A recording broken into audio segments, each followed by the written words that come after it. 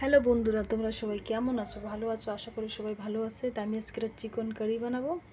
তো এই জায়গায় দেখো, প্রথমে কাশ্মীরি রেড চিলি, গরম মশলা, আমচুর পাউডার, এটা গরম মশলা, এটা হলদি, এটা সামান্য গুঁড়ো ঝাল, আদা রসুন বাটা, পেঁয়াজ কুচি, টমেটোর কুচি।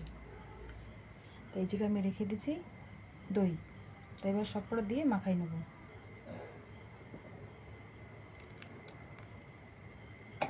এবারে মাখাই নেব, সব শুদ্ধ মাখাই নেব। মাখাই নিয়ে আধা ঘন্টা রেখে দেবো। আমি তো একটা জিনিস দিতে ভুলেই গেছিলাম, মেন সামগ্রী লবণ, আর দিয়ে দেবো তেল। এবার মাখাই নেব। এবার দিয়ে দেবো চুলোর উপরে, কড়ার উপরে।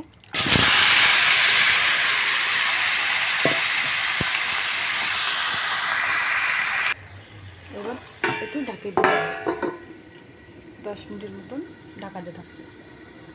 তো দেখতে পাচ্ছি চিকেন একদম পুরো রেডি কষানো।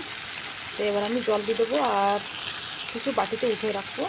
তোমরা কেটে কেটে ভাজা মাংস খাও, কমেন্ট করে জানাইও। আমি ভাজা মাংস কিছু বাটিতে উঠে রাখবো।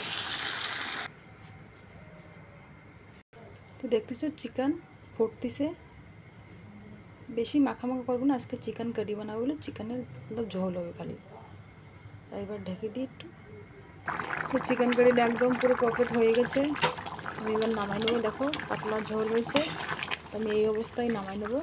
নামাই নিয়ে সবার দেবো ভাত দেখাইতে। গরম রুটি দিয়ে খেতে পারো তোমরা, আর ভাত দিয়ে খেতে পারো। তোমরা সবাই ভালো থাকো, আশা করি সবাই ভালো রয়েছে। ভালো থাকো।